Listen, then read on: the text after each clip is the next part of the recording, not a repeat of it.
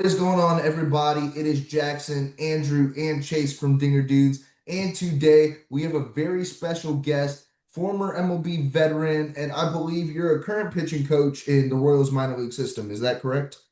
No, sir. I only spent 1 year coaching there. I'm currently doing private instruction back home.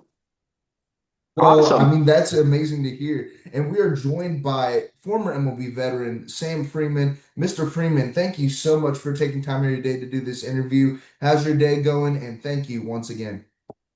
Everything's good on my end. Great. Yeah, thank y'all for having me. We're excited to have you on, and I know a former guest, Mr. Dan Winkler. He was a former teammate of yours, and he said he wanted to make sure for us to say hi to you. So he's excited when we told him that we were going to have you on. Yeah. Now, I do want to ask you my first question about your career. You made your major league debut in 2012. Is that correct? Yeah, yeah. What? Johan's no hitter. In Yeah, in that's insane. in with the St. Louis Cardinals now, being the lone St. Louis Cardinals fan, I have to ask you, what was it like making your major league debut in 2012 with the St. Louis Cardinals after being drafted from them in 2008? Was it a mixture of excitement, nerves? Kind of explain your mental process of making your major league debut. Oh man, it was surreal because it was a moment that I had dreamed of uh, since I began playing. It's like I don't know if you guys played MVP baseball, 04, 05 back, Uh, but I was the team that I would play with, and yeah, it was just surreal. It was a dream come true. Just looking back at it, I didn't plan accordingly or properly. Uh, After reflecting, I spent the whole time thinking about, hey, just making it, and then not planning for how to handle my business after I got the call up. And so, uh, just something that I wish I could go back and do differently if I had the chance. No, it's good to hear that because, and especially making your debut with the St. Louis Cardinals. I also spoke with another former teammate of yours, Tony Cruz, and he brought up the fact about making his debut with the Cardinals, and it's such an exciting experience being a Cardinals fan, being a Cardinals fan. Oh yeah. Having guys like you guys come through the system. They like hearing crap from me about that. My second question before I pass it off to Andrew. You were part of the early 2010s Cardinals teams, like the playoff teams. What was it like, the difference, just experiencing the playoff atmosphere compared to a regular season baseball game? Oh man, it was intense, man, because like the Cardinals, they like their fans pride themselves on just best fans in baseball and whatnot. And I mean, in those games, in that atmosphere, it was wild. It was wild. Yeah, it was really intense. I would say the loudest though was that 2013 NLDS with the Pirates in Pittsburgh. That was I mean the crowd was roaring before the gates opened. That was pretty loud, that experience there. And then Walker going out and dealing in that game. It was just I was very fortunate to be have a front row seat to those series, and it was a good experience for sure. It's great to hear about the 2013 series, and that's actually the only playoff series I was able to attend. I believe I attended game two. It was Francisco Liriano was on the mound for the Pirates, and I'm not too sure who was on the mound for the Cardinals, but it was at Busch Stadium, and one of the most electric atmospheres. Cardinals fans, they go crazy in the regular season. I'm not too sure about nowadays because of the current state of the Cardinals. But playoff atmosphere, Cardinals are fans you don't want to mess with. But You I'm going to aren't too pass it bad this off. year. Yeah, I love hearing reminiscing about the Cardinals 2010s days. You can't do that nowadays. But I want to pass it off to one of the Braves fans on the podcast. Mr. Andrew Jefferson has some questions for you.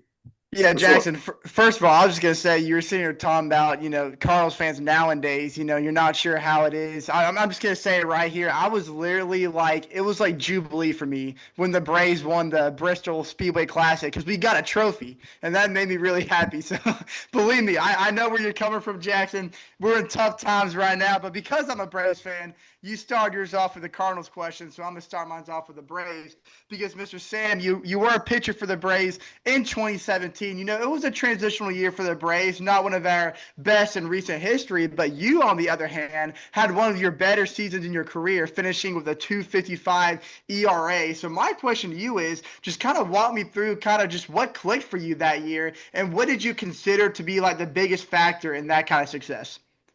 Oh, couple of conversations I had in spring training that season, like the year before.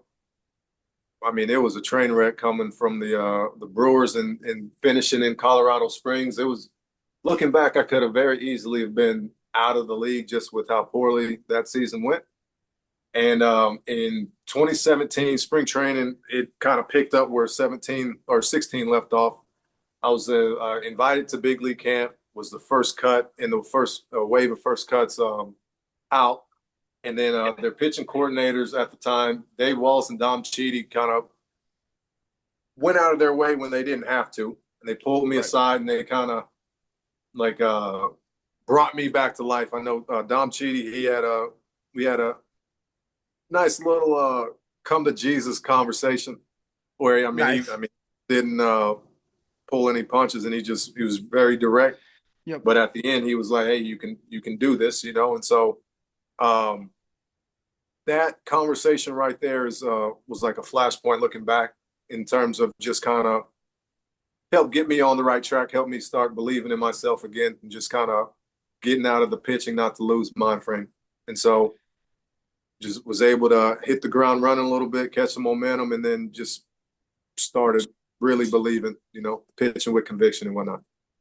Awesome. I really like to hear that answer because usually it's like I always look at it like, okay, these pitchers, they're in the major leagues for a reason. It's the hardest professional sport as far as I'm concerned to go pro in. So it's almost like all you really do need is just a mindset change because you've got the skill set. You're there for a reason. So it's really kind of interesting to see just what a mindset change can really do and how that can elevate your game. So I really do like that answer. I do want to ask you though, I was looking into it, you had an incredible streak. I think it was 190 appearances without receiving a loss. And that, I think, when I looked at it correct, I might have to fact check myself. I think was the second largest streak in MLB history. I All right. believe, do you know, is that right? Oh no. That's I knew there was a streak, and I think at one time it was myself and Moylan Okay. were Okay. and then we ended up being on the same team. I think I gave it up against Yeah. Cincinnati. Okay. Okay. Man, So that's a heck of a streak. yeah, Ah, I Cincinnati. figured I was reading that correct. So I just want to ask, is that looking back now, is that kind of a statistic where you were even aware of at the time, or is it just something that you kind of figure out later in your career and you can really appreciate now? Or did you kind of know that that streak was going on, so that kind of like helped motivate to keep that groove on? Oh no, I don't. I mean, that's probably like the third time I thought about it. Okay, okay, Outside that's of fair. yeah, no, I hadn't. No, I was especially when I was playing. It was I was too caught up in trying to sing for my dinner every night, you know, and so Right. it was just Okay. kind of laser focused, not really paying much attention to anything else other than trying to get those outs that night. So yeah. Sure, absolutely. That's completely fair. I completely respect it. I know your head is in a bunch of different places when you're on the mound, so I just wasn't sure if that was something that ever crossed your mind. But I will give it up now to my brother Chase, who's also a Braves fan. Oh, you So know. Chase, go right Yes, ahead, man. sir. But my question actually does have to do with the St. Louis Cardinals. Now, Hmm. correct me if I'm wrong. Doing some research, if I read this correctly, I believe that you were drafted by the Cardinals twice, correct? Yeah. Once, and then I believe you decided not to sign the first time, and then re-enter the draft and sign the second time around. Can you kind of like explain what led into your decision to not sign the first time, and then later hop back in the draft and get into the second round? Oh, just I was greedy. I mean, that's all it was. It was, Hmm. I had, That's fine, man. oh yeah, no, I mean, it was, and yeah, just feel terrible about it because I got drafted out of junior college. I had a really good season. They went 10-1. I was signed to go to Marshall University going into my junior year. And so the scout that I had, I mean, I feel terrible to this day. Joe Almaraz, he asked his number. He came back with what I asked for. And then I was like, you know what? If I can repeat these numbers in Conference USA playing against Rice and Tulane, I can, quadruple whatever. And then I guess it's karma because I ended up transferring from Marshall and then having a lot of character building outings at Kansas whenever I transferred there, and then ended up falling 8 rounds and signing for a significant amount less. So, a little character building, I would chalk that experience up to. Hey, those kind of things happen, though. We appreciate the honesty, and I look at your career. You turned out to have a really solid career either way. So, things worked out, regardless.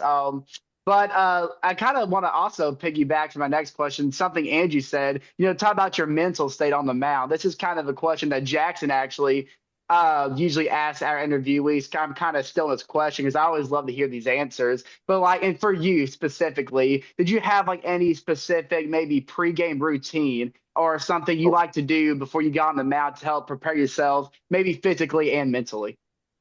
Oh, yeah. So it was throughout my career, I always struggled with confidence. I guess I would call it a confidence deficit, And so, I mean, just anytime I like to tell guys I work with now is dude, if you can look back at any outing throughout my game, not to lose, you see a crooked number there, then chances are yes, So throughout my career, it was a lot of just kind of self-isolation, just really trying to fill my mind with the positive thoughts, just kind of just I don't know, manifest is the right word. Sounds kind of corny a little bit, but just kind of visualize the things that I wanted to see, wanted to experience throughout the outing. So for me, it was high fives and handshakes, as a reliever coming into the dugout, manager at the top step, shaking your hand. Nice job. That means, hey, you did your job. Job is done. He's not coming out in the middle of the inning calling out another reliever because you gave it up. And then, come into the dugout, teammates, coaches, hey, nice job, nice job. That was always for me. That was stuff. That was an image in my mind that I always tried to, I guess, bring to fruition. You know. And so throughout the day, it was had the same playlist. Had the same routine. Come in, do the movement prep stuff, roll out, do some pre-throwing. Just really regimented. Really regimented. Right, absolutely. And I mean, as Angie mentioned too, and how you've also explained that how much of baseball is really mental. There's a huge mental aspect behind it, and how having a positive morale is a huge deal. And I mean, as Atlanta Braves fans, Angie and I, I've seen it right now at the Atlanta Braves, how low morale I think is absolutely mixed in with a couple of other issues. We don't have enough time in the day to get into that. But just a lack of morale, I know, can do a lot for a player mentally and how they play their game. So I always love to ask and see how players themselves personally kind of got themselves ready before a game to get themselves to the right mindset and have that positive morale. So I really appreciate that answer. For sure, for sure. All right, now Jackson, if you want to. Oh yeah, I was going to say I actually have 2 more questions very quick before we get into the MLB trade deadline. About your career. And, Chase brought up the fact about you being a part of the bullpen, and you brought up the word playlist. And I love asking this question. And I've had many different interviews, many different relievers. And, relievers, they have walkout songs. And, over your 9-year career, you played for the Cardinals, the Braves, the Rangers, the Brewers, the Nationals, and the Angels. Did you ever have a specific walkout song for each organization that you played for, or what was the kind of the process behind a walkout song when you went to select it? So I had a few over the course of my career. It was just kind of songs that I felt kind of matched the energy that I had, or just kind of my approach with it. Some early in my career, just coming up through the minors, got me a little too hyped. my favorite one was the Freddie's Dead instrumental by Curtis Mayfield, I want to say. That one was just kind of mellow enough, but had enough. That one got me into the right frame of mind. That's yeah, that was the go-to. It's always great to hear the I backstories like hearing behind it. the oh, Oh, Andrew, go ahead, what were Jackson. you Go gonna ahead. say? I was just gonna say, I just find it interesting that you brought in an instrumental out there because I don't think we've ever heard that as an answer before. But Mhm. that is interesting though, because I mean, I don't know. Like, I feel like if I was an MLB pitcher, I wouldn't want to listen to a song with a bunch of words. I would just want something that would just pull me to like a quiet space and kind of clear my mind. And I feel like that's probably what you were going for there. So that's it's kind of an interesting outlook on that. Oh yeah, I don't know if I would say I get distracted easily, but it's like just if like my main focus was on getting the job done that day, and then if I'm out hearing certain lines or certain songs and references, then I'll just Oh yeah, lose focus a little bit. sure, absolutely. Now, my final question before we get into some trade deadline talk. Again, I want to bring up the fact about being a part of the bullpen, and you were part of multiple organizations over your 9-year MLB career. Do you ever have a funny, or do you have a funny bullpen moment that sticks out to you during your MLB career? I already see him shaking his head. So, Oh yeah, if you would like to share that. this one actually happened at SunTrust. It was I don't know if for you guys have been to SunTrust, the way it was structured then, I guess the way the parking is set up, there's not very much of it, but one of the I guess parking lots goes through the players' parking lot through the back tunnels. And so Mhm. if you Yes. go a certain direction, you can you could go past the clubhouses, or if you turn right, you can go down by a tunnel that leads to to the bullpen. And so it was one game where I kind of sat isolated, just going back to just kind of getting into my own mind frame and just kind of prepping for the game. And then randomly, just somebody comes and sits down next to me. That was rare. Somebody sits down next to me. He's like, "Hey, what's up, Freeman?" I look over there, and it was a fan that had wandered down. He had wandered down into the dugout or into the bullpen and just made his Nice. way just right there, sat down right next to me. I was like, "What's going on?" So yeah, Oh, that that's that one, awesome. yeah, that's a funny story that comes to mind immedially. You That's know, incredible. I gotta I know now. was How did you react to this? Like, what was your reaction to Oh no, I was like, "Hey, what's like, that? how'd you get here?" And it was yeah, there's a few more. It was I would I liked this is more so in BP because okay. like BP on the road, you're out there, you're getting like the gates open, and so um, the home team fans are out there, they're chirping Right. and and but the one thing that they all or the majority of them want is like they want a ball, and Of so course. oftentimes if you I like I like watching how people react in certain situations, so Yeah.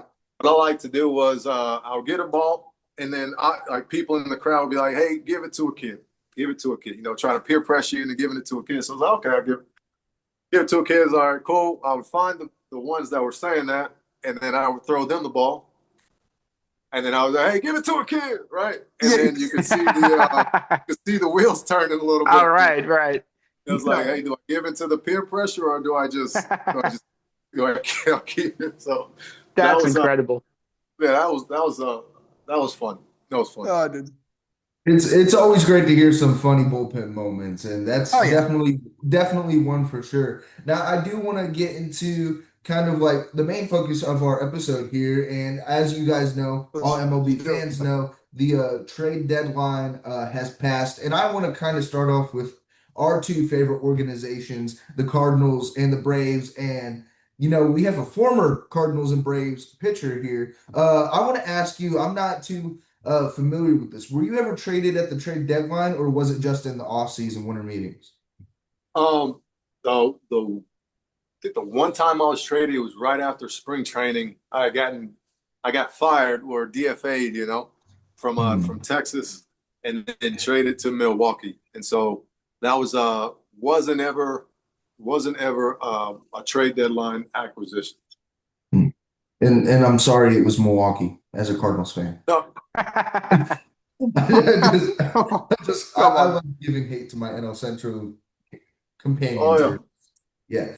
But so I do want to ask you guys this. I want to start off with let's start off with the Braves organization at the trade deadline. I mean, you made moves for Eric Fetty from the St. Louis Cardinals. You guys can have him. Eric Fetty, yeah. Let's clap it up for Eric Fetty. But I don't know. I don't know. What are your thoughts as Braves fans at the trade deadline? I'm going to tell you this, Jackson. I'm not going to talk about who did get. I'm going to talk about who we didn't release. And this is like, because to me, I think you got to look at what the situation the Braves are in. Going into the deadline, we had a losing record. We still do. A significant amount of games out of the division lead. A slim chance at this point of even making the wild card spot. So in this position, it's going to lead many fans to believe that we're going to be clear sellers at the deadline, looking to offload veteran players who are on expiring contracts and kind of just restock their farm system, because the Braves farm system, it's looking pretty bleak. And we've already kind of touched the farm system a little bit this year by default, just because of all the injuries we've had in our rotation. And it just hasn't really panned out well. So you got to talk about, like, you look at the two most talked about guys who were looking to get trade. It was Marcell Ozuna and Raisel Iglesias. Those were the two names that were floating around because they're unrestricted free agents after this season. So the Braves, all the reports were hinting that we were entertaining offers for those players. Our general manager, Alex Anthopoulos, he stated that there was going to be, or that there was no deal that presented itself that offered the value that he wanted back. So for Ozuna, you kind of look at his 10-5 rights, which means, he had the ability to veto a trade. And apparently that right that Ozuna has to veto trade is kind of what dipped the production for him to likely get traded, because it was the deal breaker was that Alex Anthopoulos wanted to look for a package that involved mainly farm system players, but Ozuna was looking for I don't really know what Ozuna was looking for exactly, but apparently him and AA weren't on the same page. So Alex Anthopoulos was kind of worried that no matter where he was looking, Ozuna was just going to veto the right to trade because it wasn't in his interest. So that kind of fell through really quick. And then Iglesias, who has a way higher than expected ERA compared to what he did last season,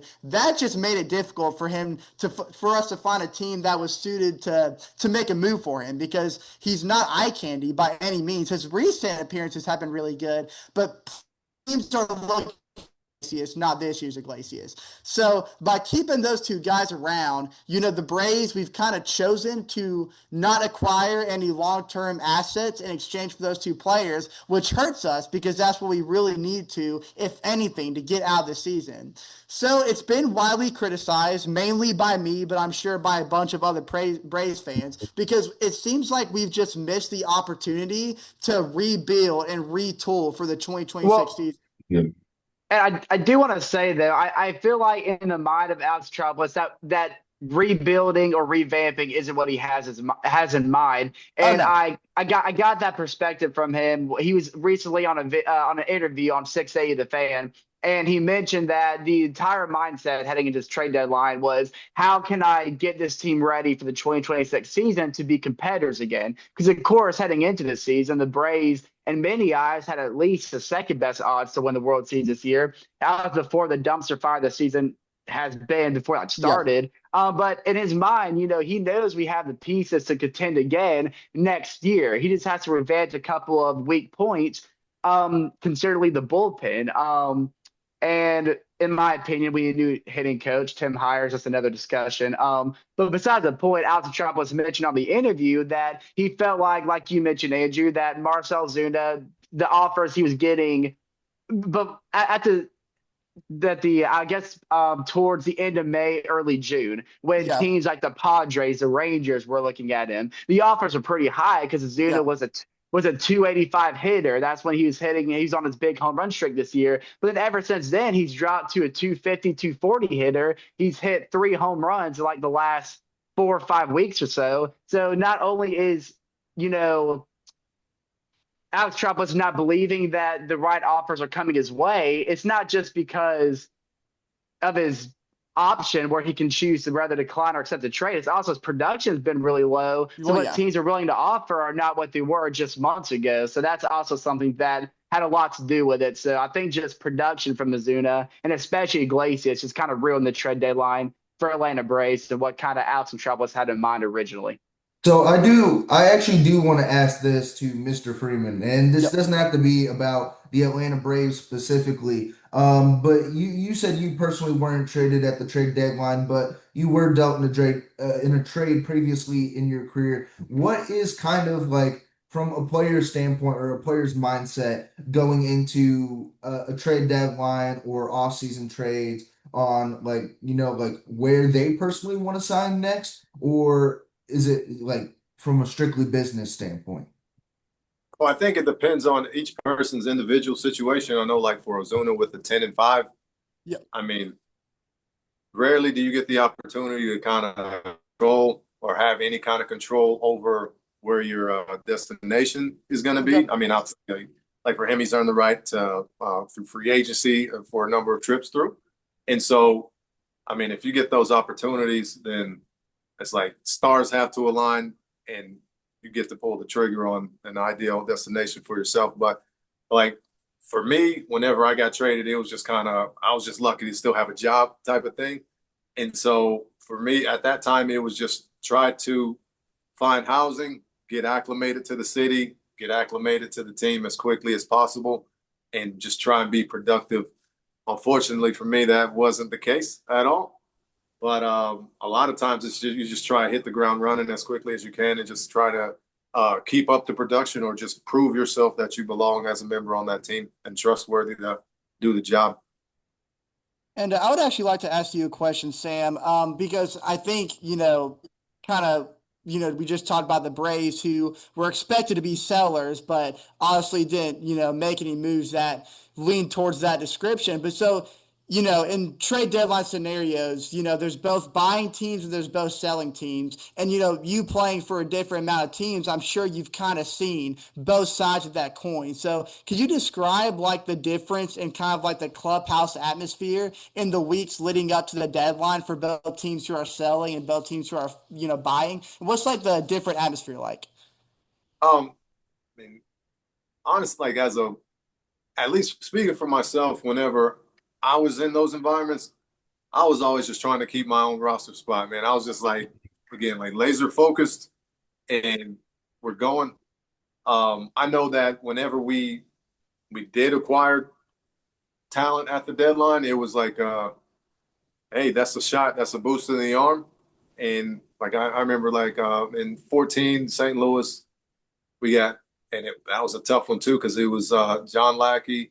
And I think it was like for Alan Craig and Joe Kelly at that time. Then we also had Justin Masterson come in. Former guest. I'm sorry? Oh, I was going to say he was Masterson. a former guest. Yeah, yeah, he's the man. He's the man.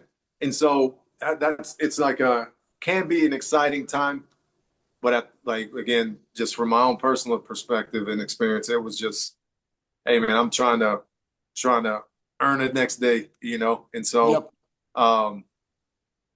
yeah, I never really viewed it as anything other than it's like, okay, cool, but if I don't do the job tonight, chances are I'm not going to be here in the clubhouse tomorrow.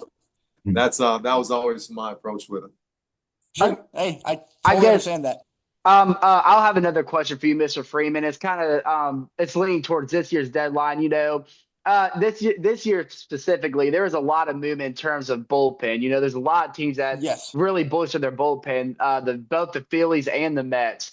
You had the Tigers, Padres as well. Padres as well, getting Sears and Mason Mason from the Miller. Athletics. And by the way, the Athletics, I just want to get this out here, probably best case scenario for them in terms of who they got from San Diego. The prospects that San Diego offered for Mason and Leo Spears was DeVries. was unbelievable. So Oakland's in best case scenario now. That's besides, or I guess I'm sorry, Las Vegas. But I just want to ask you, Mr. Freeman, with the bullpen heavy trade deadline, in your opinion, who do you think in your eyes won this year's deadline in terms Oh, of getting in a better position to contend by boosting their bullpen? that's a good question. Oh man, that Yankees game Friday night kind of changed. I mean, things happen. Right, Mhm. right. Um, They just got swept. They did. yeah, yeah. I'm gonna go. I'm gonna go with the Padres. Nice. I'll go. I mean, it's tough. Padres, Phillies. I mean, the Mets. I'll roll with the Padres, man. I'll roll I'd with the agree with Dude, Padres. you. I'd agree with you with the Titan Padres Shields. for sure. Oh yeah. I think so too. I was gonna say you really can't go wrong with any of those three options. But I do want to kind of transition because we have about 7 minutes left in this meeting, and I want to kind of transition to, and Chase mentioned it was a bullpen heavy trade deadline. I want to talk about the St. Louis Cardinals for a little bit. Ryan Helsley got traded to the Mets for three prospects, and I say this every episode, and I kind of want to ask you this, Mr. Freeman, as well. The Cardinals are in a transitional period, and I feel like Mozeliak always had the mindset of veteran leadership is going to lead us to the promised land. I mean, we had Wainwright, Pujols, Molina, Holiday for so long in the organization, and we didn't really develop players in the minor league system from what I really saw. We didn't give the young guys a chance, and we're finally seeing that. Ryan Helsley to the Mets. And we got a guy like Blaze Jordan from the Boston Red Sox. The dude's averaging 300 between Double A and Triple A. I guess my question to you is, um, do you prefer a standpoint of veteran leadership kind of taking storm in the clubhouse, or do you think like it should be a balance between both of like giving the young guys a chance to really show what they can do and contribute to the team? Oh man. So I asked this exact question to Darren O'Day back in 2018, Hmm. and he was saying, and I agree with it. Is like the game is getting younger. You know what I Mhm. mean? It's like, well, his answer to me was like, hey, back in the day, the young kids coming up, they weren't expected to play. You know what I mean? So it was like that veteran leadership in the clubhouse. It was like, hey, and I experienced it first time coming up. It was like, hey, you show up early, you sit in your locker, you don't say anything, and shut up. You know what I mean? Whereas Yeah. now it's like you look at it. I mean, coming up, I was in my last year in Atlanta, 18. Acuna, I think he was what, 19. Very You know, young. Yes. and I mean, he was between him and Freddie, face of the franchise. And so, and O'Day was saying, he was like, hey, these young guys, they're coming up now and they're expecting to play. They're the faces of the franchise. And so I would say it's a mix of both. And I would say a mix more so than just handing it off to the young fellas is because it was like, there's a little bit of the veteran leadership, in my opinion, from the teams that I was on, that it was leadership was really strong. It was like they provided that structure. It was like kind of kept things in line to where it was like, hey, young guys, yeah, you come in, you impact, but let's not get out of hand, not letting things get out of hand a little bit too much. And so I think a balance between the two is probably the right idea, in my opinion. And so yeah, and especially now, it's like the faces of the game so young. And so Yeah.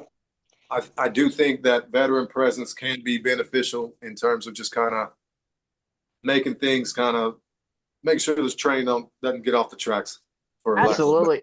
I I I think was so. I was gonna uh, say real quick. I think what you said like perfectly aligns with like what we've seen from the Atlanta Braves the previous seasons, especially starting rotation wise. So I mean, you looked at the starting rotation just previous years; it was nothing but young arms like Spencer Strider, Ian Anderson, Spencer Schwellenbach, um, And just to name a few, but of course we did have veteran leadership as well. Like everyone appreciated having an arm like Charlie Morton around the young guys. Jesse Chavez has a couple times in Atlanta. So I think, with Atlanta having a bunch of young talent in their starting rotation and bullpen, they also did have that healthy balance with veteran leadership as well. And hearing all the players now talk about how much that veteran leadership meant to them, it's good for these young guys, who especially the guys who are stars who are hopping in, supposed to be the face of the franchise, the face of rotation, but having that veteran leadership, a guy who's gone through it all, to be that ear behind them, that voice of reason, to help them through certain situations and scenarios. So I think a perfect balance is absolutely what teams need. Sure, for sure. I love hearing that standpoint because as a Cardinals fan growing up, you had guys, and you were talking about the 2014, like 2013 seasons, like you had guys like Kyle Lose, Chris Carpenter was towards the end of his career, Adam Wainwright being a staple in that St. Louis Cardinals organization, and then trade for guys like Masterson. I loved Masty in St. Louis again. Shout out to him for being our very first guest. But I feel like the Cardinals are in, again, a transitional period. You have guys like Sonny Gray, who are in the rotation, big veteran leadership, and then you have young guys like Michael McGreevy, who's like 24, 25 years old at the back end of the rotation. I'm glad that to hear from players' standpoint that there should be a sense of a mix of both. Now we have about 2 minutes left in this meeting, and I have a final question for you, Mr. Freeman. We ask this question at the end of every interview or episode to former MLB players. What advice would you give to a young ball player coming up through the minor league system, or just trying to make pro ball? As a former major leaguer yourself. Oh man, what advice would I give? If whether you're a position player or a pitcher, ask for objective feedback from staff, coaches, mentors. I would ask find some kind of program routine to really strong mindset, positive mindset. I think that's key. That's huge. Understand who you are as a player. What are your strengths? What are your weaknesses? Like if you're a pitcher, it's like, hey, what pitches can you execute ahead in the count, behind in the count? Situation second and third, less than 2 outs. What's your go-to pitch? Understand those things so you aren't throwing your worst pitch in that situation trying to get it out. If you're a hitter, hey, what's your approach? What are your strengths? What are your weaknesses? Just really identifying yourself as a ball player to help prepare you for the game. And so it's like I like to think of it as a test, right? So the game is a test. The player, you're the material for the test, right? And so if you can understand the material, which is yourself as the player, the test in each individual situation, which are the questions. That way we can just go out there, we can play, we can execute, and we aren't worried about that heartbeat can slow down just a tick slower. Absolutely. So it's great to hear that from I was gonna say we have about 30 seconds left. But I was going to say very quick, it's great to hear that from a former major leaguer standpoint, and a lot of advice. I feel like it just goes under the rug with these newer young guys. But unfortunately, that's all the time we have today. Mr. Freeman, thank you so much again for taking time out of your day to do this episode. We hope to reconnect with you in the future. This will be up in about 30 minutes. So we will see y'all next time.